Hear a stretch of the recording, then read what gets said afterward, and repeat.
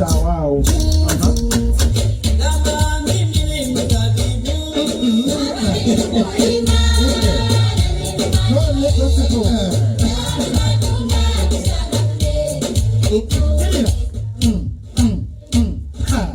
Abana bayimbye ennaku zino mukulu kategeeza atya simaina kumanya bannange kagosipone yayimba kokonya kokonya yani ebiki nzakubikira nasiika yali obukadde bemeka awuza muno kaali kasiimo ne mubuuza tobyawula ko ye kaali kasiimo kange nga luupu anti taata ennaku zino bwe bakuwa kye bakuwadde omulembe gwakwegattayo nga weegattako eri ebintu bitambula kale ye mukulu kiriza abaana bano baddeyo ate nkuleetera abalala mukulu okyaleeta mukulu leeta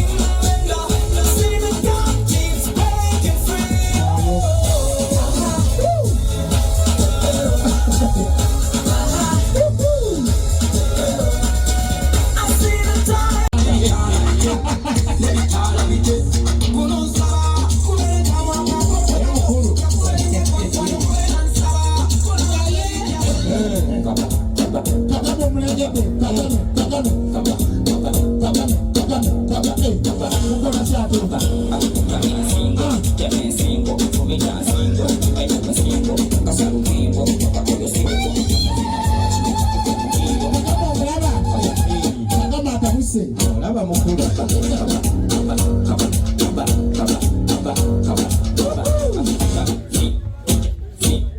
amazina gali mu mwoyo gali sisuubira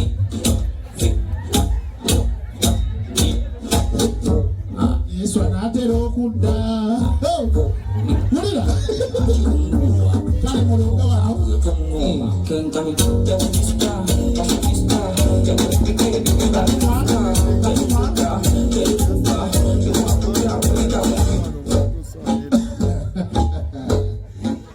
Yesu namalako mauma nange ekatyo naye emusajja wa kabaka sebo taata mikono bwe gibeera tuufu gibaamu vayibu okunyumirwa kusimba kagere paka kuwulira bulungi kkiriza batabani bange ate nabo bakulamuseeko weewaawo Yesu yeebazibwe bassebo amiina nnyabo sebo Yesu yeebazibwe bannyabo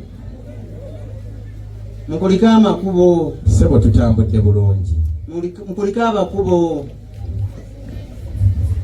eradde bassebo eradde nnyonnyo sebo eradde bannyabo eradde nnyo sebo mwebale kunyuma mukulu naawe kulikaayo gy'obadde mwebalire kuddala kujja mukulu weewaawo Mukama abawa omukisa naawe akuwa omukisa mbadde mmanyi guutuwa omukisa mukulu sebo taata mbadde mmanyi googaba omukisa mukulu sebo taata ekyamazima saagala weebuzeebuze nga mukinjaagi watuuka ati omusanga akutte ku ttama awoza ennyama yansaze teryagulako wadde kiro ennyama tetambula n'omubuuza iwatemyeko amagulu enaatambula etya kituufu mukulu olokoka oyake sebo taata kkiriza ye tetujja kumala biseera nga bano bagulankejji bakola batya batandika okunoonyamu ez'amagulu amanene n'olowooza nti bazitwala kukuuma waka kkiriza batabani bo basembere wano guno omulembe gwa self service ate era bafune ku birabo kale musembere mwesibe mukulu abawadde betuge oba besibe bbiri mukulu mwesibe bbiri wetugenda si wange omukulu ali Egypt yakomyewo n'agamba akalulu kavuddeyo mu Febbu kati ka January wiiki esooka ku Sande naye ng'olowooza lwaki simanyi gwasinga okumanya yakomyewo yeeteeseteese atya bombadi yabazifunidde sipeeya zigenda kufuluma amasasi onoowulira kwatira wano awo nno mutabani wange addeko wali aliwa mukulu oyambadde yero sembera wano mukubireko mu ngalo ez'amaanyi sebo sembera mutabani wange sembera wano mukubire mu ngalo ez'amaanyi mumwebaze mwe ku baasa omwebaze okwambala kale eyo si nnyangu mwongere engalo kubanga musajja mugumu alinga empala y'ebituli mu kanzu eyo kale yambalikika mu bantu mukulu omwebaza lwa kala nze kale eno yantama yika naawe naye mukulu eno si yero eyo si golodi eyo golodi this is kala golodi wow kyogamba tobyawula ate mwattu naawe golokoka ko waggulu naye bakulabe semberako wano kakati dadi wangi kiriza balenzi bano babiri bakutunuulire olabire eddala awo andi someday nga bafaanagana mubawuubireko eri mulabe balinga tayiri n'embalu omanyi omukyala yenna alinza okkeera ku makya n'azaala omwana naye omwana omukeere tasobola kufaanana bw'ati bano bonna boolaba babazaala kawungeezi nga n'enjuba egolooba kati abakyala mwenna abali wano mbakuutira omwana kasita akuluma ku makya guma masajja omuzaale kawungeezi ogenda kuzaala ebirenze biri handisaamu nga bino ono gwoleese ugamba jambuuzeko kubanga ndaba ali tiikinga enkwa kituufu weeronga oluzzi fiitinga ebigere ate kirabika his problems don't money is what but where to put the money bakuwe ogenda obuuze ku dijje muwakayimba jambuuze genda obuuze ku dadi naye nedda bino si bya walk to work si bya kutambula ng'ogenda ku kituuti this is walk to love with care tambula bano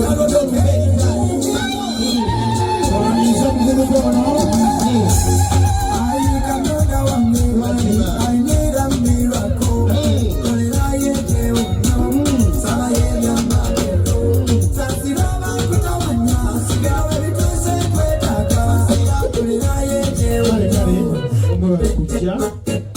mukulu ddayo mukulu sebo taata ono yatuuse dda kiriza nti batabani bo babadde bajja ne balaba ono gwolaba ali mu kooti abafumbi muntegeezaako ekiri ne bajjayo leeta bawala bange muno mulimu abalisinga ndisaakindi batuuse dda nabo bajjayo leeta nti oli singo otukula onyirira tuuka madam inspects please kindly come waliwo noono ali wano ku front page microfinance small you come abafumbi muntegeezaako it is high time I'm going to bring my beautiful daughters to do what such that they say hello and hi kankubuuze na kino why do flowers have pollen grains why do what flowers have pollen grains to attract pollinators wow ate why excellent tajim excellent owakabi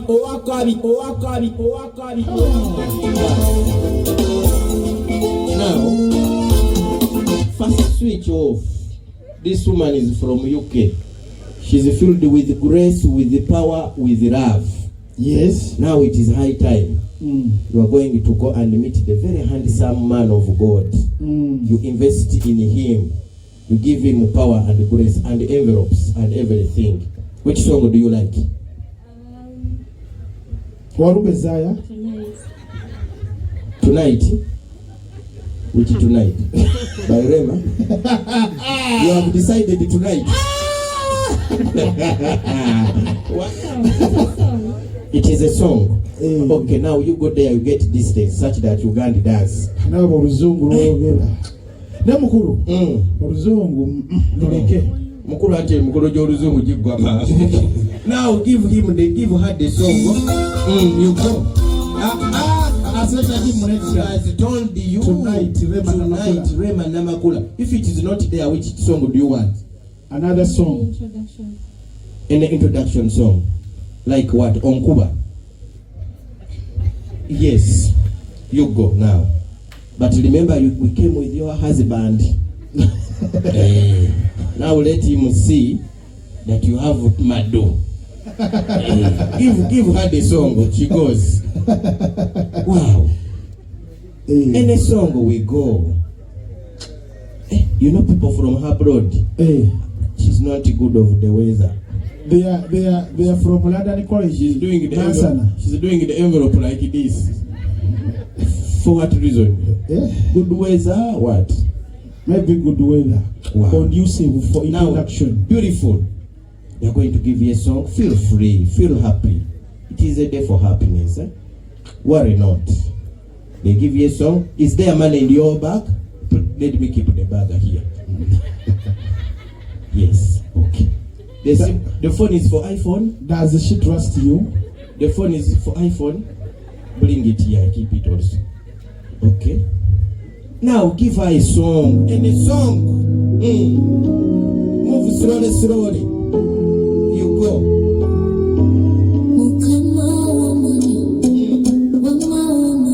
Hey. Abategera mukama jetuli.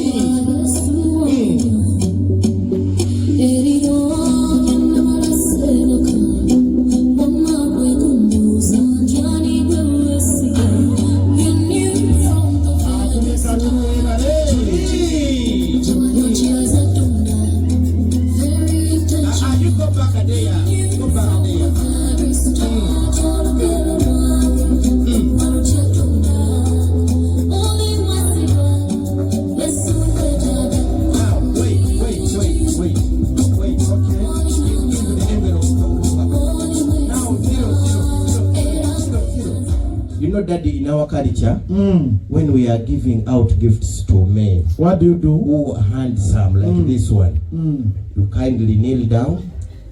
You mean she's going to get to her knees? She's going to get to her knees. Yes. She gives out the gifts. Okay, no problem. No problem. Get down to your knees as usual. For the betterment of the function. Yes.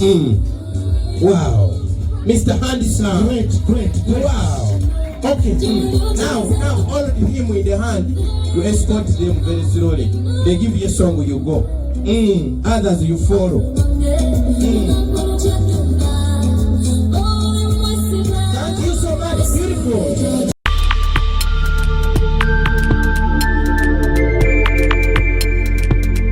You are watching BGP TV, The Father's Heart.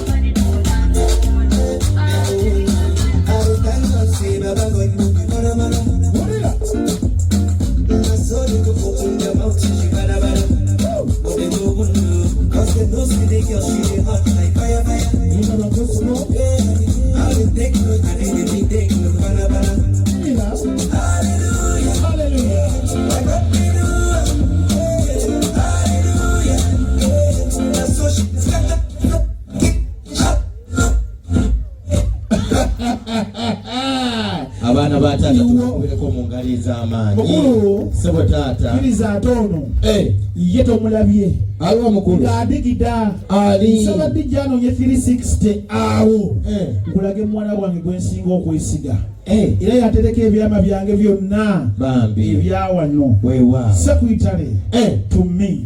Nonya 360 damu wali nsenkulabe muwala wange dako wali waggulu ku kituuti ng'omwana dadi otumukuba era nsabanga wagenda wali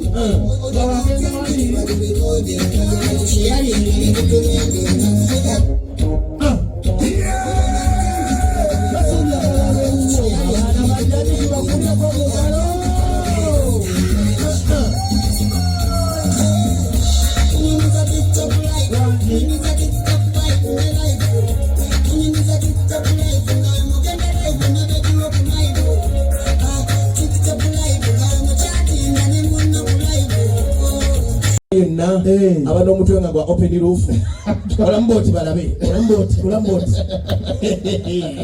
mukulu tokubye nnyo mukulu sinnakuba mukulu kino kitegeeza bugagga weewaawo kaakati dadi bano bonna boolaba baali bedi boy ku masomero gye baali weewaawo naye ono gwolaba dadi ono gwolaba oyo yali minister of wali muki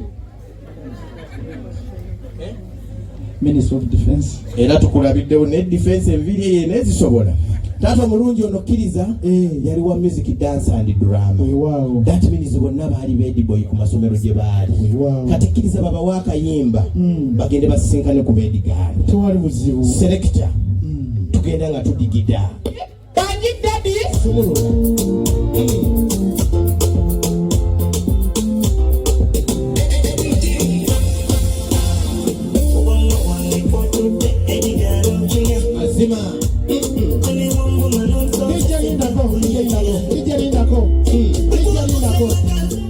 Ijerindako akulembede naye nga si musanyufu ndaba ate King Saha ye musanyufu kulembeze oli mukomewe no mujeno kulembeze oli ali serious mungoberere wano omanyi mwagaddeko kimoyo mujje ali serious musembere wano mujje jangu eji mwani akusumbwa ku simu bambi kati kubeera wano abalala mugoberere eri manya nti addirira ogenda kudigida oba todigide ng'osembayo eri kati mwewe namba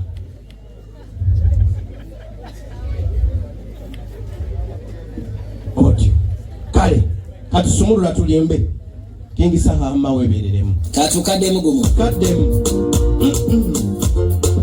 tetulitimu tayani mulira amma webale oyo wada mu ngambo ono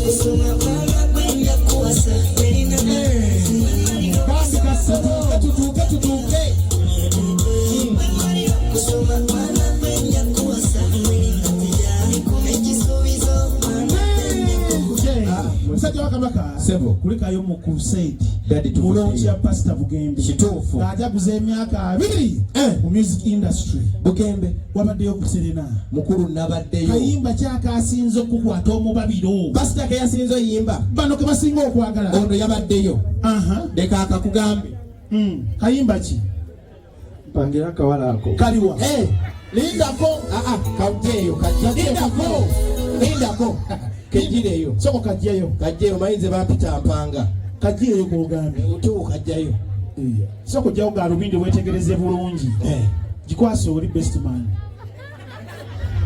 kwase oli kati wetegereza bulungi dijja kuba kayimba otuuke opanga akawala ndala kyokka King Saha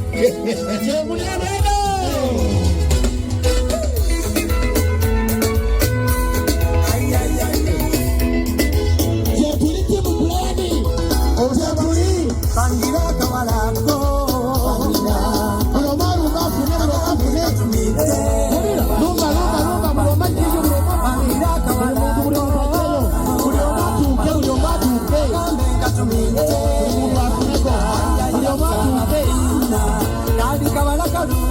buli omwali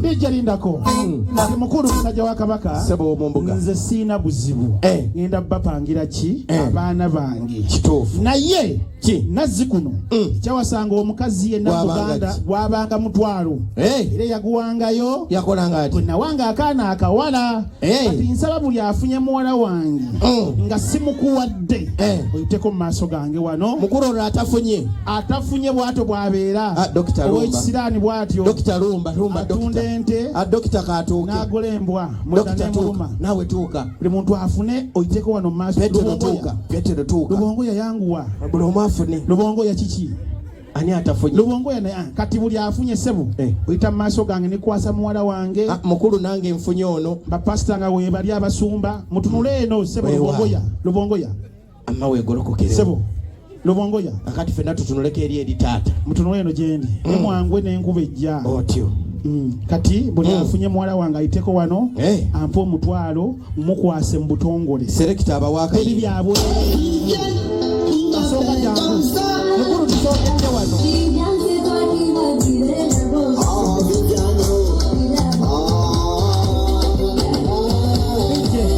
ije nga tufukamirako muwala wange mukulu Lubongoya tonswaza okusula erinnya osula kampuni mugagga agizzaawo kwatako mu nsawo ompe ekimu eky'ekkumi nguwe muwala wange mukwase neyanziza tewali buzibu kati ddako wali afunye addako mwanguwe kyatumbula tugende obudde bugenze empombo ziwola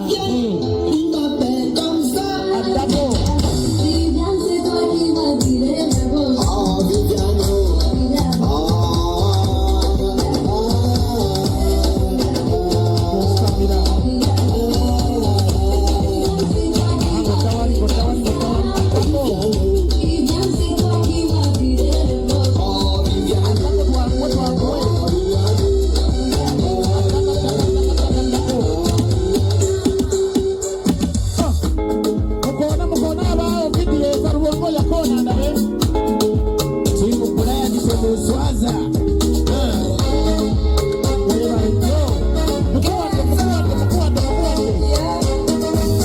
ensonga yange ya buwangwa ya ddiini ya nnono mpulika ate erimu obwakatonda ewo bakubire mu ngalo ez'amaanyi n'akaluulu mukulu kyensonga nti bwe nabadde nnyingira ensonga eyo nagiwembesera ekiggula luggi sebo taata omulungi kkiriza sigenda kusigala nga ntudde ekitebe enjala kyetuula mu lubuto mukulu kkiriza ngolokoke enjake katumwa ojja negololebwa ntoogo kubanga obwemmuli bufa nnyingo taata nkutuuseeko ensonga ani namugaanyi nze nkuteze ntanyeenya olaba mpuliriza sisita olufaadha asonyiwa ebibi sebo taata omulungi kkiriza nti ffe ensonga yaffe we tuba tujoogerako tubeera mu malirivu ng'omukyala afumbire owa bodaboda watuuka musajja wa kabaka olaba asamba piki etalina kyemukoze olwo omukyala omuyombiyombi bo bayomba bansobera taata omulungi ensonga eyo bwe tuba tujoogerako tubeera siriyasi nga katogo we katuuka katokota waggulu songa wansi kasiriira sebo taata omulungi kkiriza nti ensonga yaffe enzito okumanya nga nzito yenkanankana n'ebyenda bituuka kubanga naagula afukira kugamba nsaliraako ku nkata n'olowooza nti anaabyetika ewo lwaki tebakubira mu ngalo kubanga ensonga nzito sebo taata mpulika ensonga ennyinza obuzito mpaka ku ddimwa ninga tuteredde kiki osakaasagana sebo taata newoolaba ntudde matiitiri mukazi mujja gaatuula ku kwanjulako omwana wa mujja we bw'atuuka akola ati bw'atuula n'atereera nga bageya nti atereera biki ng'omwana gwe banjula si wuwe ate waakuba mu ngalo ateera ne waakuba mu ngalo nga babuuza waaki yeekubya mu ngalo nga gwe batwala si wuwe sebo taata omulungi kkiriza newoolaba nsagaasagana nga katanda kammuli katuuka taata newookasiba ku nkondo tekatereera taata nina ensonga ni lwaki olaajana nnyo kiki taata newoolaba ndaajana nga atunda emmumbwa tuuka kyeneewonya kabootongo eneewonya miizozi sebo taata tulina ensonga yo teri muwadde omukatagga mpozi omukaka. Taata z'engalo ez'amaanyi n'enduulu z'owulira okuva mu ttiimu Brian. Ensonga yo mmwanyi. Taata ensonga yange mmwanyi. Lwaki? Anti erimu omulamwa. Lira engalo ez'amaanyi n'akaluulu nga twaniriza ensonga. Naffe ttiimu Brian mukube engalo ez'amaanyi. Ssebo taata kkiriza neetwale. Weeba nkejje njidde mu luta. Mpulika. Weeba ndingidi njidde ku lutamba. Olwo ng'atta amaloboozi gaayo. Nkutuuseeko ensonga eyatulese. Ani namugaanyi. Kaakati gwe kyenkola ky'okola temuggwa kugoberera. Anti beeyogeza. Ssebo taata omulungi. Nja kulira n'omwogezi. Ssebo taata omulungi. Kyakola ky'okola. Kkiriza muto wange oli Brian.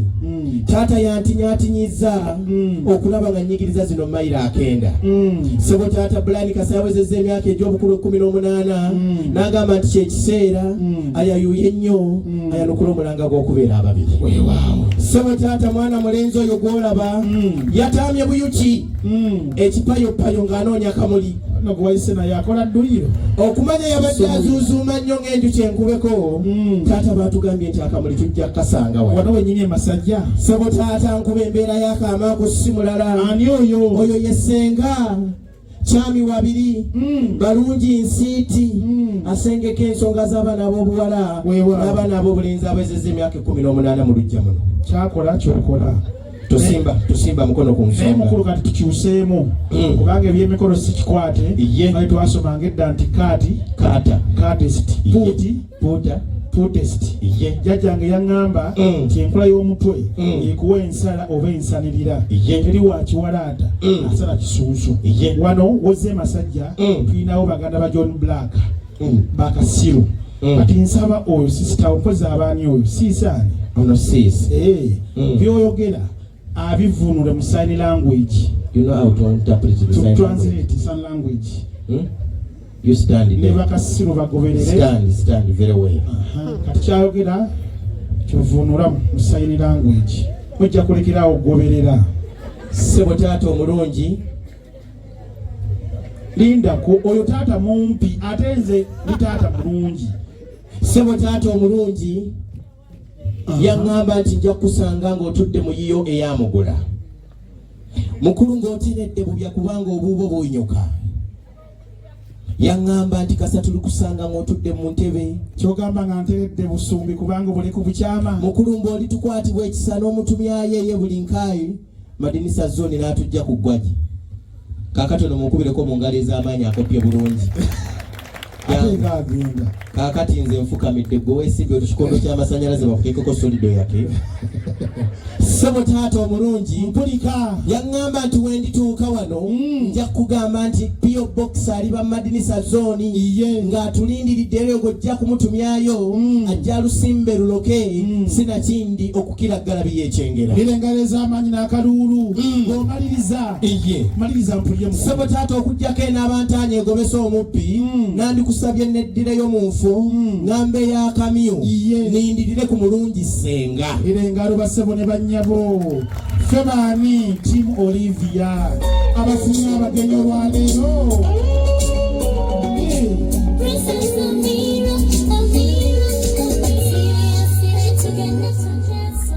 Mukubire selekita mu ngalo ez'amaanyi ffe baani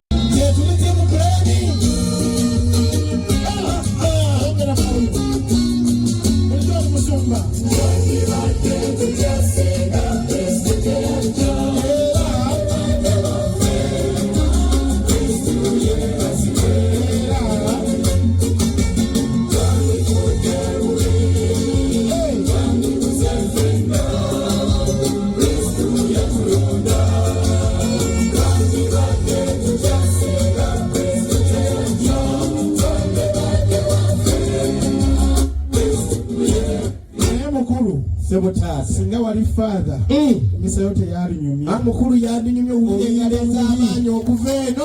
Kiriza mu kaseera kano kalwa mukulu kekumala budde nga ngenda kuyisa mu bufunze ng'omukazi asiramuka. Akola atya?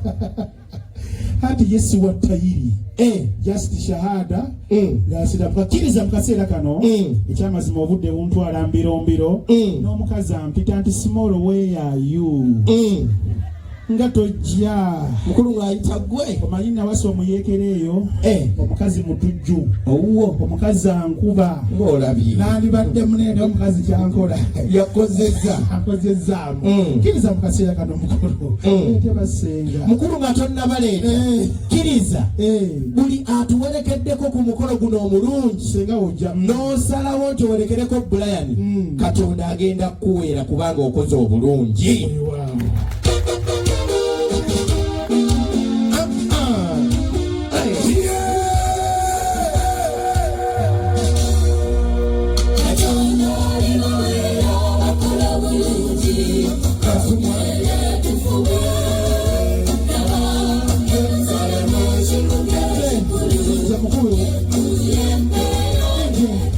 mukulu kankuleko ofube kubanga eggulu y'empeera selekita Jim leetera senga kubanga enjala ennuma ne bakulu bannanga abasumba bali mu kiina mazima.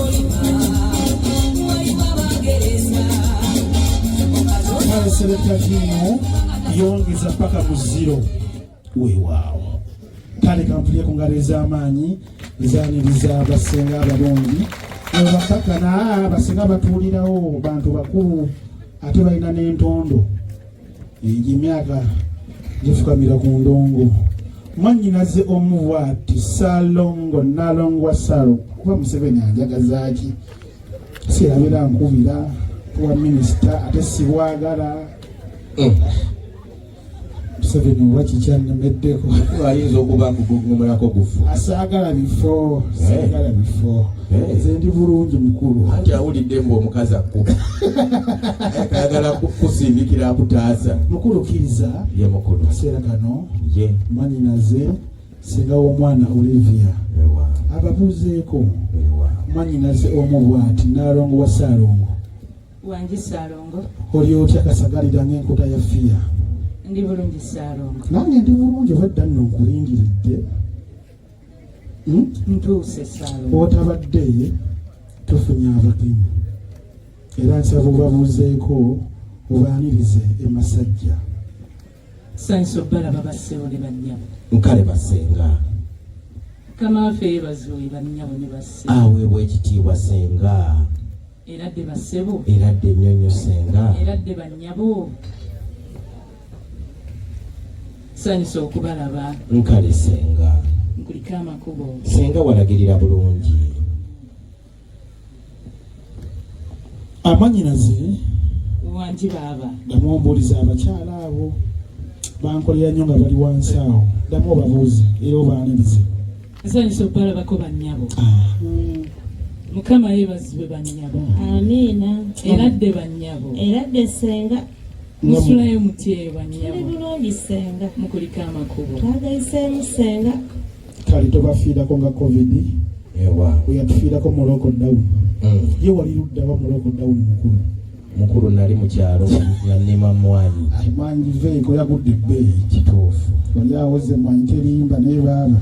Mwanyi yali eyogomwa kitundu kati yakanaana. Mukulu w'ebityo. N'oba ani agikwata mu mwanyi. Osinga omumanya. Kale mwanyinaze. Wangi baaba. Abagenyi abo abazze obamanyi. Abagenyi abo mbamanyi. Katonda yeebale nnyo, Katonda yeebale, nja kumwebazanga emirembe gyonna, nja kumwebazanga obuteddiza. Ebirungi by'ofunye ku nsi kuno obifunye kwani? Ayi Mukama ng'abimpa ndimwebaza ntya. Singa abagenyi bonna obamanyi bamulimu mukwano go. Mulimu omusebo. Opo bw'ati. Mulimu omuheka. Naye abeesinga Mukama tugamba tekiwedde. Abeesinga Mukama tugamba tekiwedde. Nze seesiga Mukama neesiga Yesu. Mwannyinaze osobola omunda g'oyo Mr. President. Nsobolera ddala omukulagasa. Naye amaaso gabadde ki? Amaaso gali muki? Amaaso gange gayinza obutalaba bulungi newankubadde nga mumanyi. Ssebo taata omulungi ogenze n'obuuza senga oba alaba bulungi. Ekyamazima atidde kwogera mazima ng'omukristo mu peretensi anti talaba bulungi. Kubanga bwe twakisimba bwe kityo ne kiroka senga ebirowoozo yabireka ku dashboard. Mukulukkiriza ntuukeko ewali senga oba omukwano senga nga nsanyusa okulaba. Senga ngenza okulaba nga bakusimba kajjogi w'ebibuuzo neŋŋamba ow'omukwano senga leka nengwako ne mukafuba olaba enfuufu ekagwira mu bwerera ate olwonze. Yesu akikiriza ekyo kyokola. Mu ab'ebifaananyi temwazze kola. Senga ngenda kulemerako nga mulugwala ku Yesu bw'atuuka watagiwekesa omwana wakiri agisibisa ekitoogo. Senga ngenda kulemerako nga wa boda ku jaketi. Akola atya? Ne musana ajambala. Senga webali butatwegaana. Kwatira wano. Kwatira abo senga. Senga kati olaba bulungi? Yesebo kati ndaba bulungi. Enguzi yatuuka wala bannange. Baasa obubaasa. Senga teweebaza ate erimu emiliyoni 8. Mukulu saagala olimbe. Senga kwatira wano. Senga kino kyolaba tetuleese kiri multipurpose. Bwe kituuka kino kisowaani. Oba olina kiri ekiki ekya DSTV ewakagenda okisumulula osibeyo kino. Kino kirina channels zonna. Bukedde kweri. Ate yaffe omunnyo Salt TV. Kweri ate kastomalo kisibayo. Ng'oyita Brian. Nga channel zonna ziraga. Ate ekirala tekirina. Kasajja goli muyayi. Kino ne baba bakuba essasi. Oteekayo buteesi bwoti. Manvuuli likomaawo terikutuukako. From Brian yakikoze ekyo. Senga mukwatire wano. Senga mwebale kusomesa mwana. Mwebale kuyigiriza mwana oyo mpisa nnungi. Omukuza obulungi. Omukama alibaweera. Naawe abeere naawe. Senga kati olaba bulungi? Ndaba bulungi sebo. Kale selekita mumbeera akayimba ajjeyo mwana mulenzi Brian paka mu nnyumba. Mukulu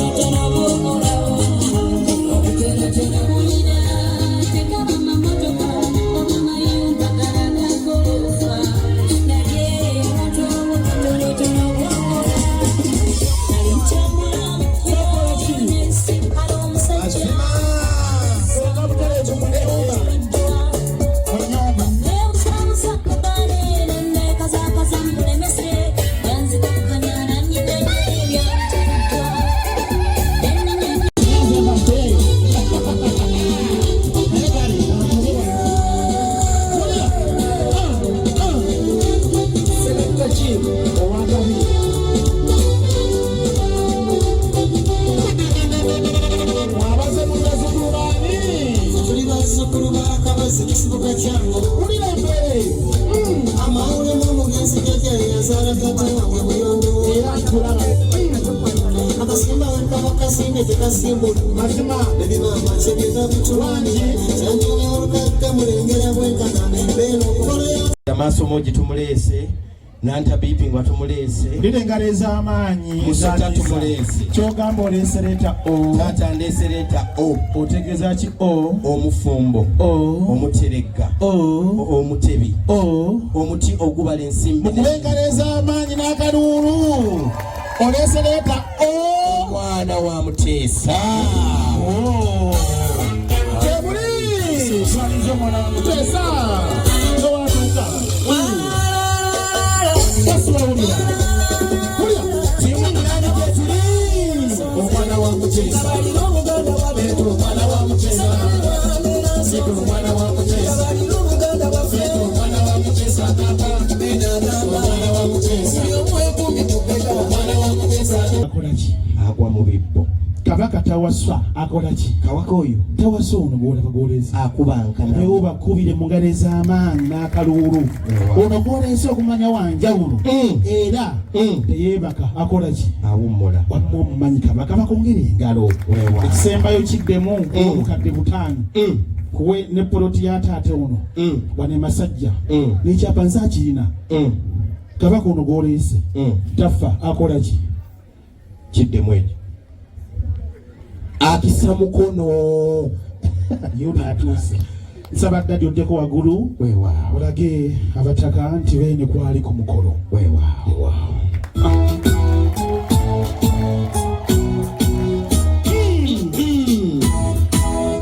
timu pulani sibawulira bampulira engalo ez'amanyi n'enduulu nga zambeene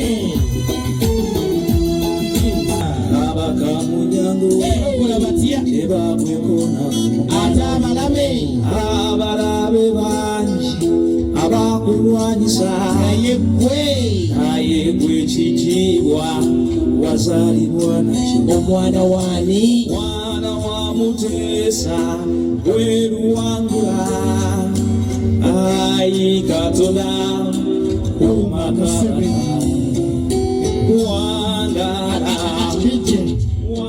wangala Museveni ofiire ku ntebe leeta ebiddako sebo taata omulungi weewaawo kkiriza ku lwokuta yakomyewo agenda kuwummula enkya ani addako anti naddako asoosa leetakke yani oyo Kyagulanyi twala eri kale ndeetera Olivia J abuuze ku plan ways funye erinnya ways kale selector tumbiza sound Selector Jim Excel.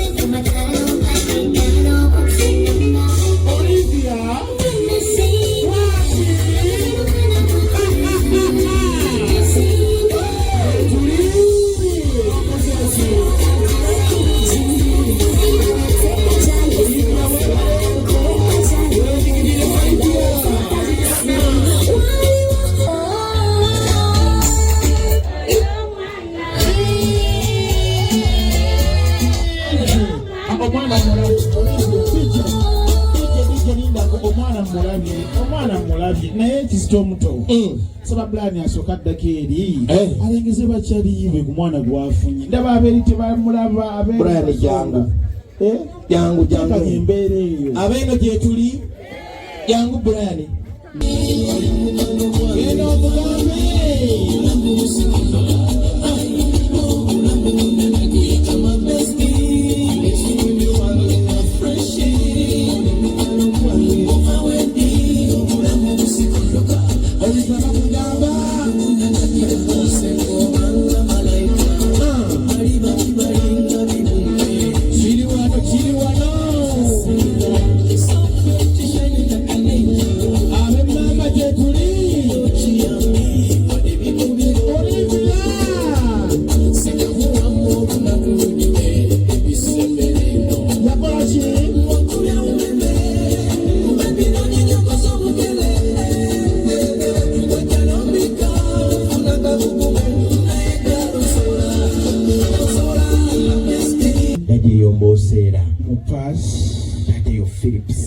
First lady nadiogola bababi Kyagulanyi ate musimu tate yojola ba iPhone kyeriko kati tate eruwa plomu etume plomu tomayina biriko mukulu tate simu zitera zikwata nina kabiriiti mukulu eriko bagiyita iPhone 16 Pro. Wow, tumukubireko mu ngalo ez'amaanyi nze gyengwata era kati njikowe njagala gigaba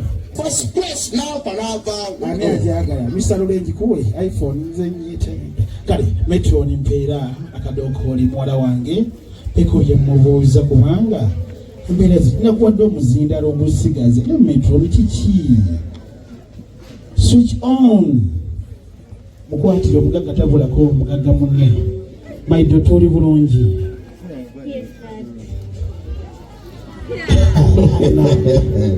ata muwala wakyusiza enyogera saba mukwasi kale mukwasi akazindalo gwokakkane omukwano gunyuma onoonye omwogezi w'abako omuwa enamba ya Metro muwala wange ovudde mu nnyumba ng'oli musanyufu nojja wano ng'oli happy ate bw'otuusaawo you are becoming shy, you are looking down overdate. What is the problem? Daddy ngonze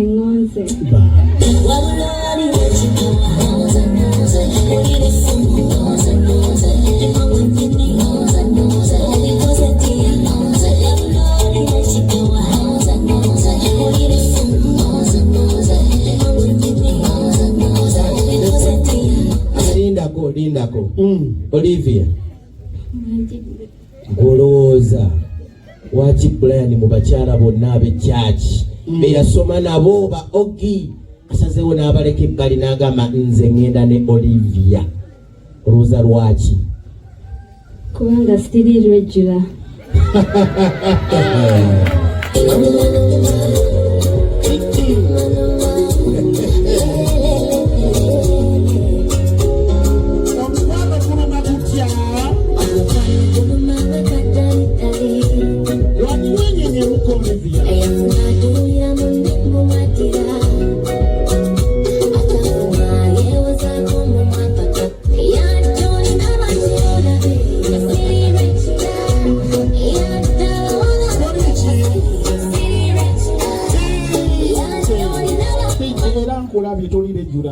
olina n'obunnya ku matama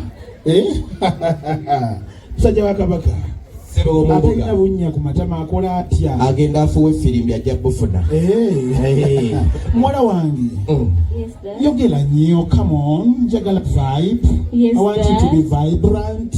Yes, Dad. It's your day, you know. Yes, Dad. Ani abadde mu nsonga zo Maama Fiina Kyagulanyi oba ono cameraman Katonda yabadde mu nsonga zange. Wow.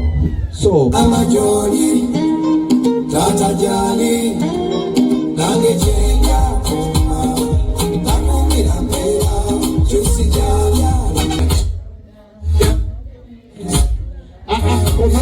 Mutende abadde mu nsonga ezo ate kisembayo muwala wange linnya kiri oyita Blani Ways n'ayitaba in a blink of an eye. Which name sounds perfect to him? Daddy Love Commissioner.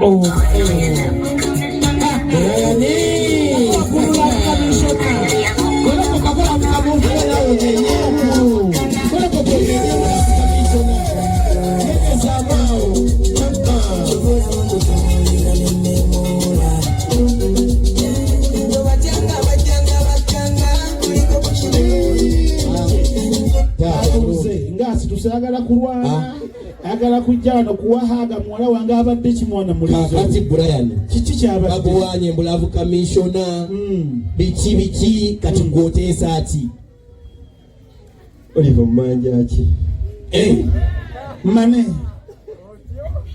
mugambe Manjaki golokoka bakubuuziza Oliver Manjaki olina kyobanja Oliver Manjaki Kale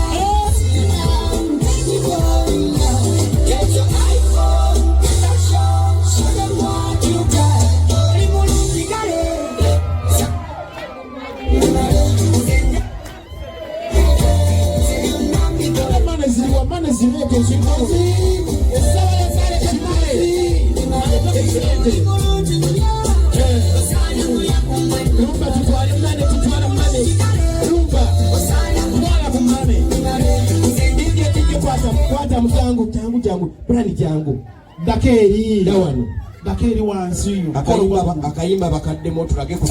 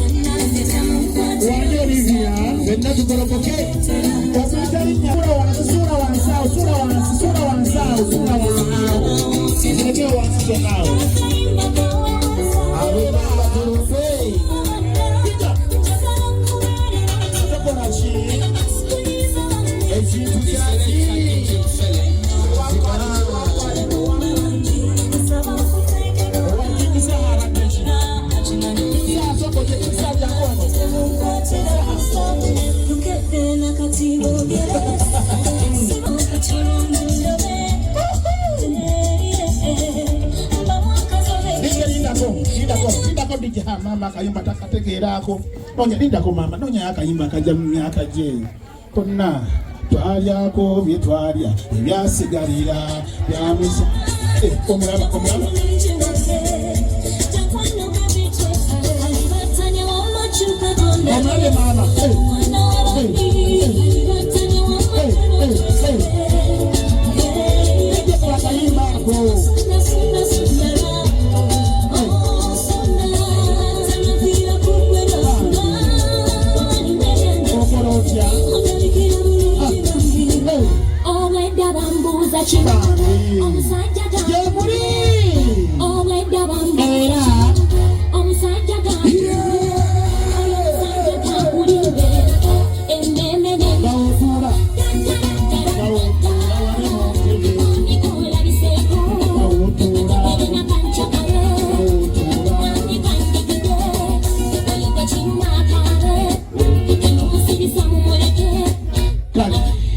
toyanza toyanzege basebo ne banyabu tukyali mu budde bano baviiridde busaabala ate ffe tuli masajja kumpi nembata ku ssaawa 5 ez'ekiro kirimu obuzibu omusajja wa kabaka mukulu tewali kyaggaali kubanga ateekateeka lesoni nga yamanye engeri gyagisomesaamu ate mwampadde obuyinza era ngenda bafuga paka ssaawa 4 ez'ekiro kubanga tukola vidiyo ya Olivia saako ne Brian Weiss weewaawo mukulu faani ogirengedde mukulu njirabye mukwano kuba si sabbuuni ekirya tomuyita darling si kaviiri n'ekyokusatu tomuyita bebi kubanga si mwana okitegedde nehanirike kubanga si mubisi gwa njoki okitegedde noonyayo erinnya nga si lya bulijjo tugeze owe wange mweyitira balugu ngeza kugeza naye nampita nalufeenya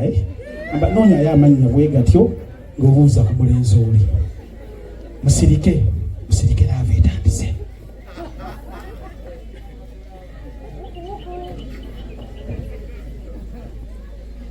Hi, Ray. Oh my God. Yes, me amor. You guys need to get the memo. Get a muscle. How you doing? I'm cool. Finally. Thank you for coming. Okay. Twatandika babiri nemukwano gwange nayamba amange kwekutugeno twatandika babiri tuti nemukwano gwange nayamba amagezi munange kwekutugeno naye nawulidde wanyize pale toyanza mbeereddewo nnyo Katonda ninabye tunulira nentya gwe Katonda mukube ku ngalo nkuyimbira ku baana ne baabo kuyimba kwagaana kansigale mu bino byensobola naye mukulukkiriza nkubuuze nti wayise n'abasoma mapping and surveying mukulu nayise nabo ab'effumbe bazzukulu baani bafo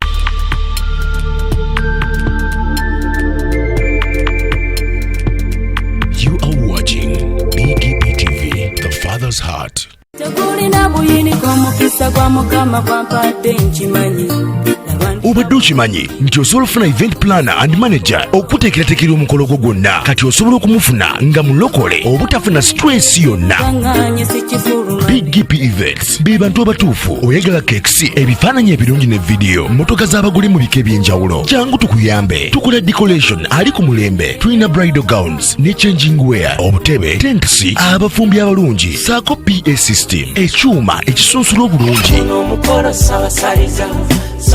ate nga tukulira ne bajeti y'omukolo gwo ejja mu nsawo yo saakuba ashers baffe abali smart abataswaza mukolo gwo n'abogezi b'emikolo abalungi bakatumwa ate nga tusobola n'okufunira reception y'omukolo gwo kati oyagala suuti makanzu agatwalibwa ku buko oba gomesi tubikufunira ku bisale ebirungi BGP Events bwetegeka omukolo tukuletera n'abayimbi abasanyusa abagenyi bo saako okukola selection y'ennyimba ezigendera ku mukolo gwo.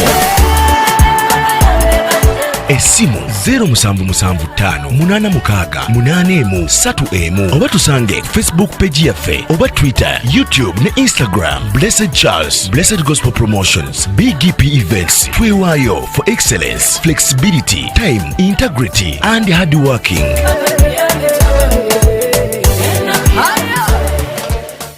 BGP Events, likinga, subscribinga, oba ogoberere era oyanirize n'omulala byonna bya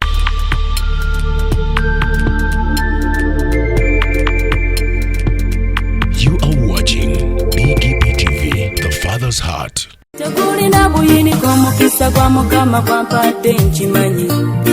obadde okimanyi nti osobola okufuna event planner and manager okuteekerateekera omukolo gwo gwonna kati osobola okumufuna nga mulokole obutafuna stress yonna.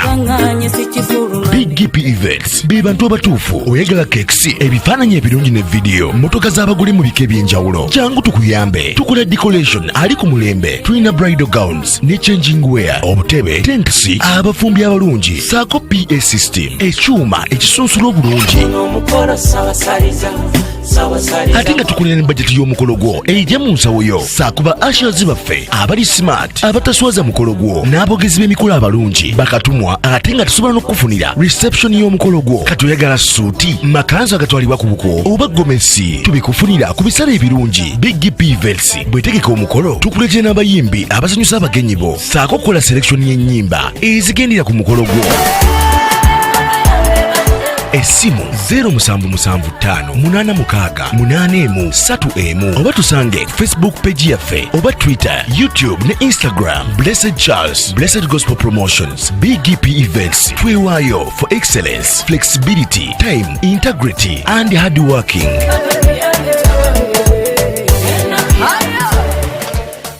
Big GP Events likinga, subscribinga oba ogoberere era oyanirize n'omulala byonna